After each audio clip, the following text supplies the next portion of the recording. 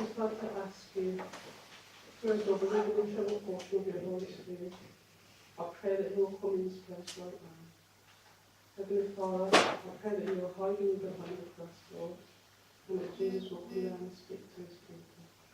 In Jesus' name I pray. What's the battle for? The battle is for the mind. The sermon is entitled, Let This Mind Be in You.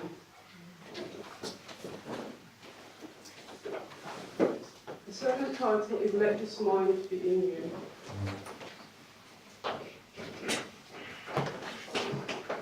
Now, everyone knows that I'm a mental health nurse. Being a mental health nurse, I see the direct results of minds that ain't linked to Christ.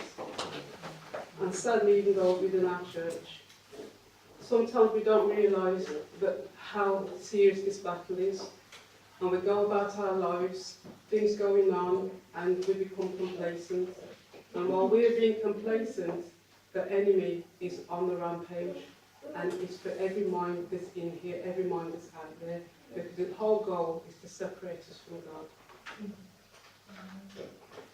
Now, I was looking for something that spoke about the mind. When I looked, there was a lot of different stuff out there, but I looked for the simplest, because that's how Jesus taught. He always taught the simplest manner so that even the child could understand. And I found a caption from Wikipedia on the mind, and it says, the mind, not to be confused with the brain, is a set of cognitive faculties, including consciousness, perception, thinking, judgment, language and memory. It is usually defined as the faculty of an entity's thoughts and consciousness. It holds the power of imagination, recognition and appreciation, and is responsible for processing feelings and emotions, resulting in attitudes and actions. So whatever's guiding our minds is resulting in this attitude and action. Isaiah 26 verse 3 says, Thou wilt keep him in perfect peace whose mind is stayed on thee. Why? Because he trusteth in thee. Can somebody find Philippians 2 verse 1? Is somebody with a nice audible voice read from 1 to 5? So that's Philippians 2 verse 1. Philippians 2 verse 1, 1 to 5.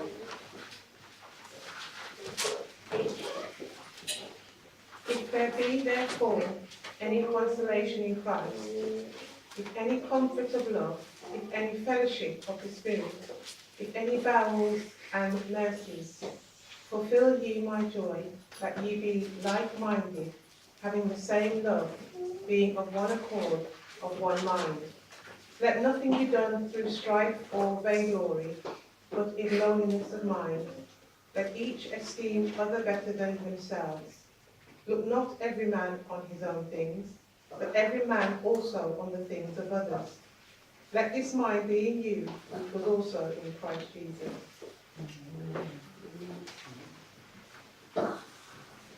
Desire of Ages 330 says, we are to enter the school of Christ, to learn from him meekness and lowliness.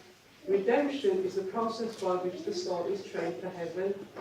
This training means a knowledge of Christ.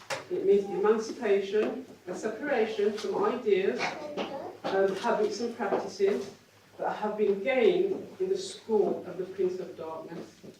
The soul must be delivered from all that is opposed to loyalty to God. And somebody find Romans 7 verse 18. Now this is the attitude of man. We first read the attitude of Christ, now we're going to read the attitude of man. That's Romans 7, 18 to 25. 18 to 25. Somebody with an audible voice. Sharon, would you mind singing? Sorry, would you mind reading for us? Because you've got the newest voice to read, so if you find it and read it, please.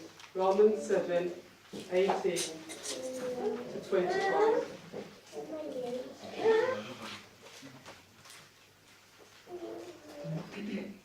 For I know that in me, that is in my flesh, but of no good thing, for to will is present with me, but how to perform that which is good I find not. For the good that I would, I do not, but the evil which I would not, that I do. Now if I do that which I would not, it is no more I that do it, but sin that dwelleth in me. I find then a law, that when I would do good, evil is present with me. So I delight in the law of God after the inward man. But I see another law in my members, warring against the law of my mind, and bringing me into captivity to the law of sin, which is in my members. O wretched man that I am, who shall deliver me from the body of this death? I thank God through Jesus Christ our Lord. So then, with the mind, I myself serve the law of God, but with the flesh, the law of sin. So we can see that from birth, from when our first parents gave over to the devil, we've been inherited this flesh, and it's constantly warring. And even though we know what we should do, we feel more comfortable doing what we shouldn't. So what do we need to do to keep our minds stayed on Christ? ST, January 20, 1898, talks about how the angels feel about Christ. It says, to them it's a mystery. It says that they desire to know how Christ could live and work in a fallen world, how he could mingle with sinful humanity. It says it was a mystery to them that he who hated sin with intense hatred felt the most compassion and sympathy for the beings that committed sin. You see, 2 SP 39 goes on to say, before Christ left heaven to come to the world to die, he was taller than the angels, he was majestic and lovely, but when his ministry commenced, he was no taller than the common size of a man. His outward appearance alone would have attracted minds of people to himself, and he would have been received without the exercise of faith. The faith of men in Christ as the Messiah was not to rest on the evidence of science, and they believed in him because of his personal attractions, but because of that excellence of character found in him, which never had been found, neither could be in another. John 1:29 says, behold the Lamb of God, the latter part, which taketh away the sins of the world. 2 Corinthians 3:18 says, but we are all, with open face, beholding as in a glass, the glory of the Lord, are changed into the same image from glory to glory, even as by the Spirit of the Lord.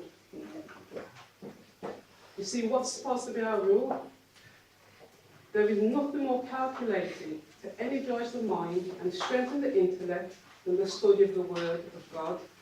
No other being, so no other book, is so potent to elevate the thoughts, to give vigour to the faculties, as the broad ennobling truths of the Bible.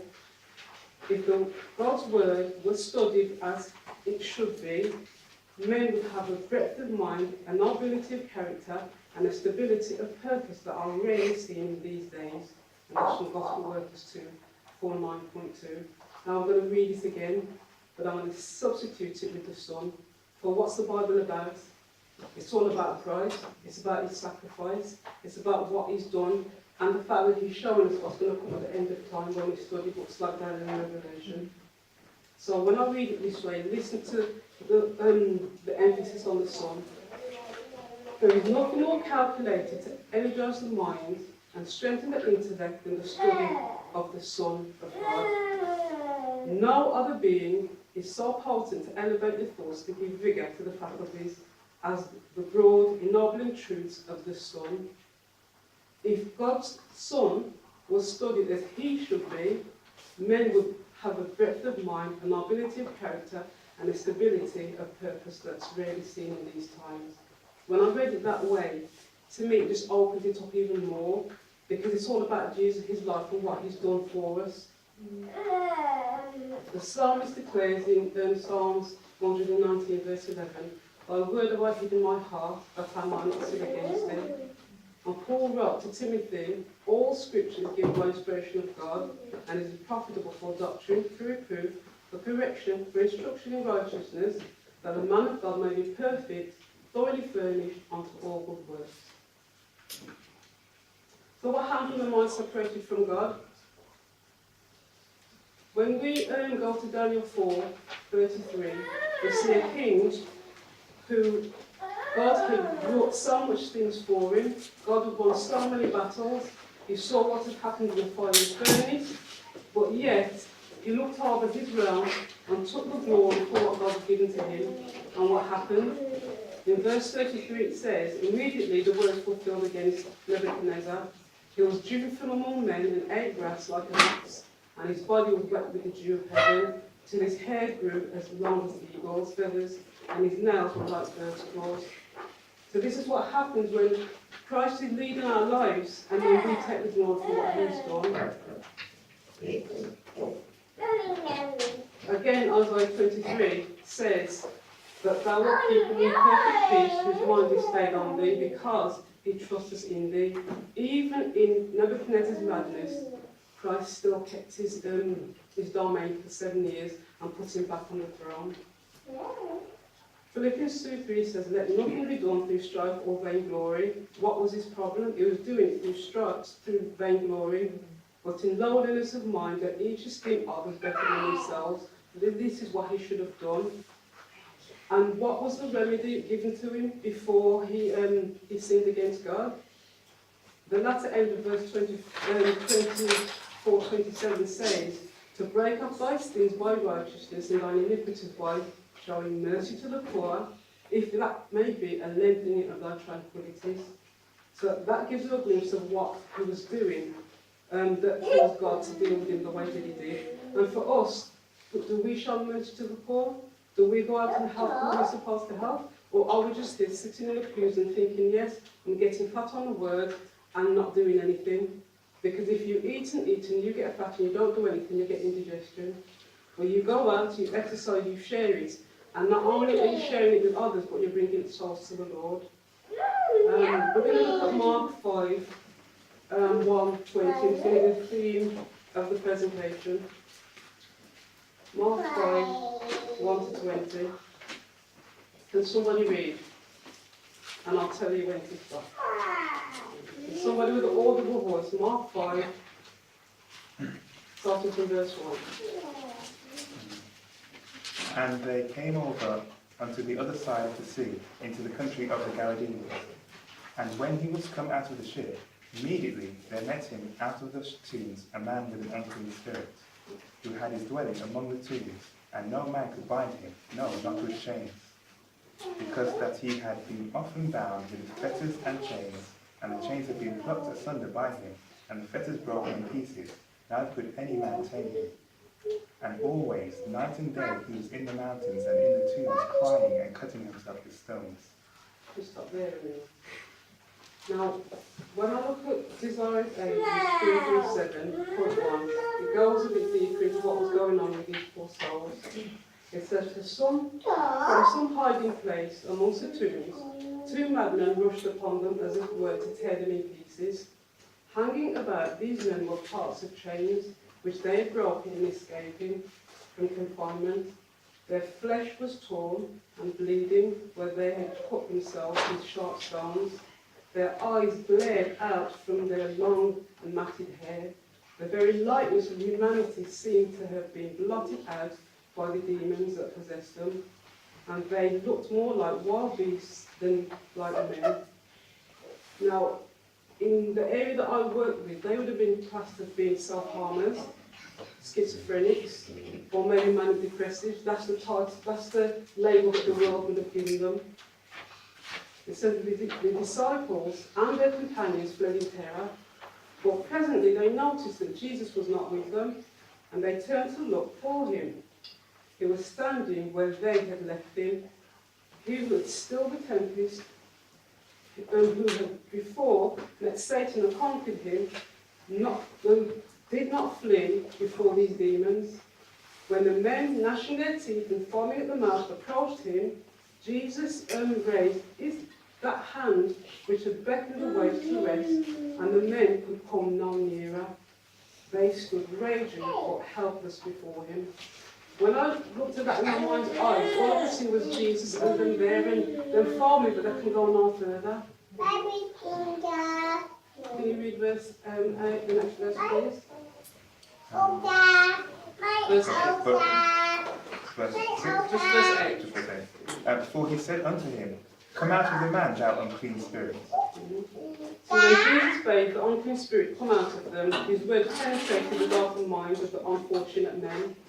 They realised dimly that one was near who could save them from the tormenting demons. They fell at the Saviour's feet to worship him, but their lips were open to entreat his mercy. The demons stopped him and cried vehemently, What have I to do with thee, Jesus, thou Son of God the Most High?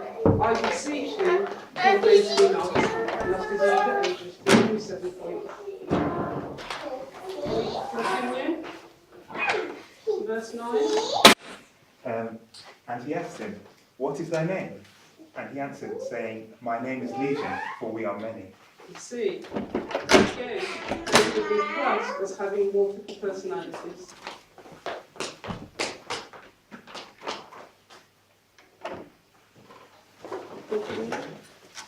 Verse 10. And he besought him much that he would not send them away out of the country. Now there was there nigh unto the mountains a great herd of swine feeding, and all the devils besought him, saying, Send us into the swine, that we may enter into them. And forthwith Jesus gave them leave. And the unclean spirits went out and entered into the swine, and the herd ran violently down a steep place into the sea. There were about 2,000, and were choked in the sea. And they that fed the swine fled, and told it in the city and in the country. And they went out to see what it was that was done. And they come to Jesus, and see him that was possessed with the devil, and had the legion sitting and clothed, and in his right mind, and they were afraid. Okay, we'll stop it. So after 8 says, Meanwhile, a marvellous change had come over the demoniacs. Light had shone into their minds, their eyes beamed with intelligence. The countenance, so long deformed into the image of Satan, became suddenly mild. The blood-stained hands were quiet, and with glad voices the men praised God for their deliverance. And that's Isaiah 338.2. Can you continue? And they saw it. And they that saw it told them how it befell to him that was possessed with the devil, and also concerning the swine. And they began to pray him to depart out of their coasts. And when he was coming to the ship, he that had been possessed with the devil prayed him that he might be with him. Howbeit Jesus suffered him not, but said unto him, Go home to thy friends, and tell them how great things the Lord hath done for thee, and hath had compassion on thee.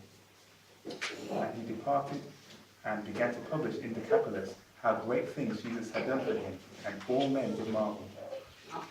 Question. Did the demons die? Did the demoniacs die? Yeah, the demons, yeah. 2 Peter 2 verse 4. Somebody can find 2 Peter 2 verse 4 and read. 2 Peter 2 verse 4.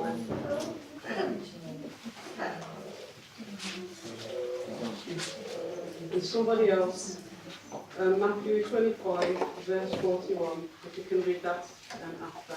So 2 Peter 2 verse 4, whoever gets it first can read.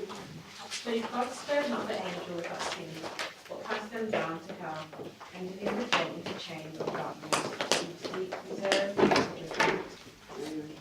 And Matthew 25 verse 41. And he said to them on the left hand, Depart from me, ye cursed, into everlasting fire, prepared for the devil and his angels. And then somebody read Revelation 20 verse 10. And notice there's a common theme with the demons. Or unclean spirits, if they were before. Revelation 20 verse 10. Whoever gets there first. And the devil that deceived them was cast into the lake of fire and brimstone, where the beasts and the false prophets are, and shall be tormented day and night forever and ever. So from that, we can see that the demons, although they went to the pigs and the pigs were choked, they didn't die. So what happened to them? Luke 11:24. If somebody can find that and read from 24 to 26, because that tells us what happens when Christ expels the demons from us, and then we don't do anything, we don't go and share, we don't go and tell about it to you. So that's Luke 11:24 to 26. When the unclean spirit is gone out of a man, he walketh through dry places, seeking rest, and finding none. He saith, I will return unto my house whence I came out. And when he cometh, he findeth it swept and grinded. Then goeth he and taketh to him 7 other spirits more wicked than himself, and they enter in and dwell there. And the last state of that man is worse than the first. So we can see from this verse, Christ cleaned them up. We see what state they were in. They had to go and tell what Christ had done for them, because if they hadn't, they'd have been in a worse state than they were when Christ first came to them. And we all, before we came to Christ, there was things that we were doing. And if we didn't put it down, when we go back to it, then the devil will bring more worse than the demons that was possessing us, and we're in a much worse state. Which is why the sermon is focused on the mind. Because whoever you give your mind to is whoever is leading you. Christ says, if Baal be God, serve him. If Christ be God, serve him. You see, this is the reason why there's crime and violence. The encounter with the demoniacs of Gergersha had a lesson for the disciples. It showed the depth of degradation to which Satan is seeking to drag the whole human race, and the mission of Christ to set men free from his power. Those wretched beings dwelling in the place of graves, possessed by demons, in bondage, uncontrolled passions and loathsome lusts, represents what humanity would become if given up to the satanic jurisdiction.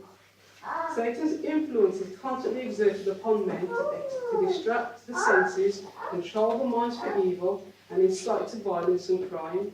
We can see in our world that this is happening with you now. He weakens the body, darkens the intellect, and debases the soul. Wherever men reject the Saviour's invitation, they are yielding themselves to Satan. Multitudes in every department in life, in the home, in business, and even in the church, are doing this today. The Bible is saturated with these stories of unclean spirits. Mark 1:23, man in a synagogue with an unclean spirit. Mark 1:26, and when the unclean spirit had torn him and cried with a loud voice, he came out of him. Luke 6:18, and they that were vexed with an unclean spirit and was healed. Mark 3:11, and unclean spirits, when they saw him, fell down before him and cried, saying, Thou art the Son of God. Mark 6:7, and he called unto him the 12, and began to send them forth by 2 and 2, and gave them power to what? Over the unclean spirits.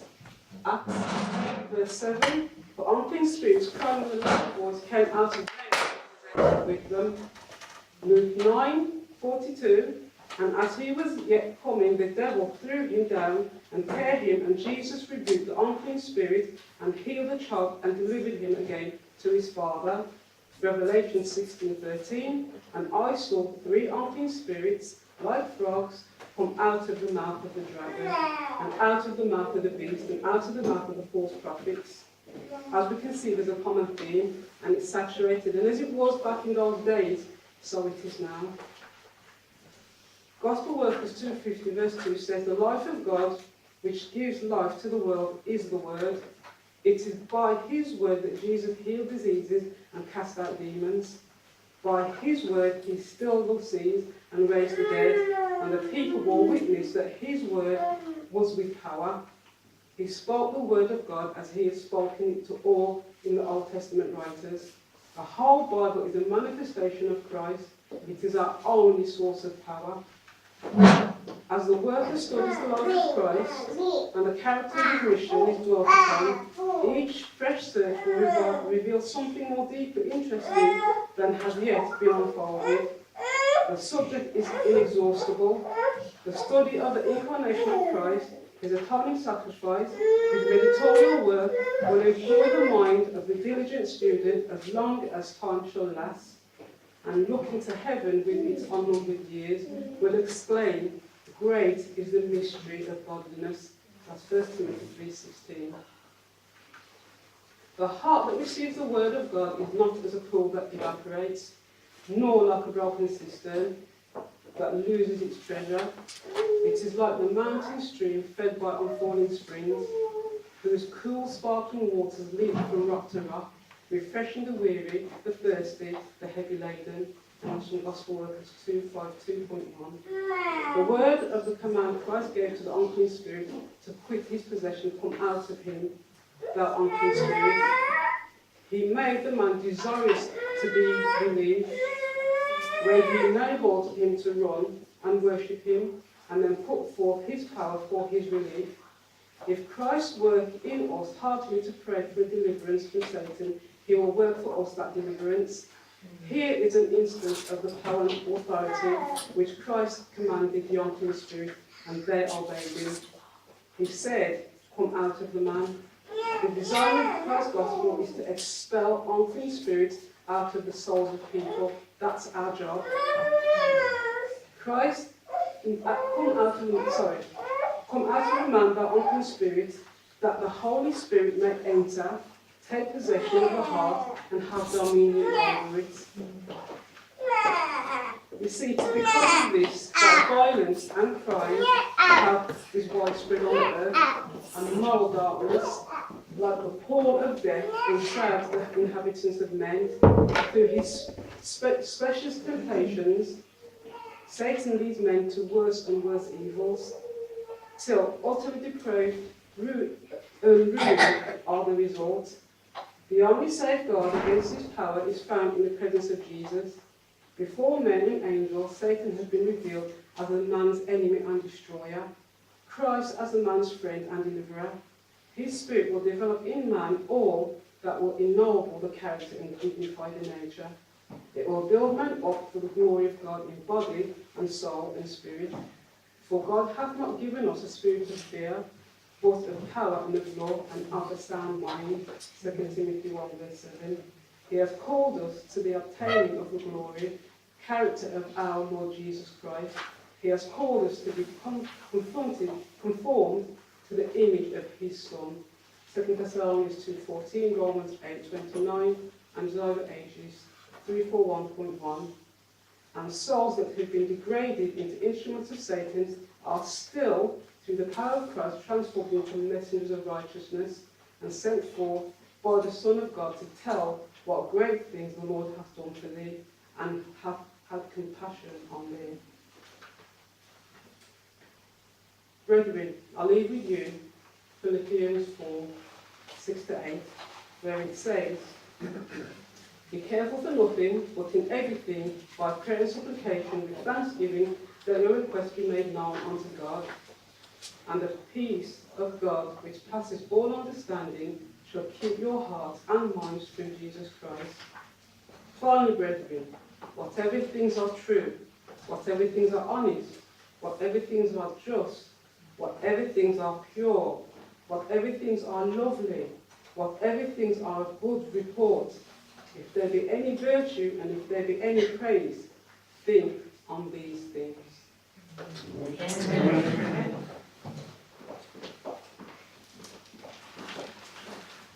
I'd like to thank Marion for taking time to spend time with the Lord, prepare what we just heard. And I think the last verse is very key.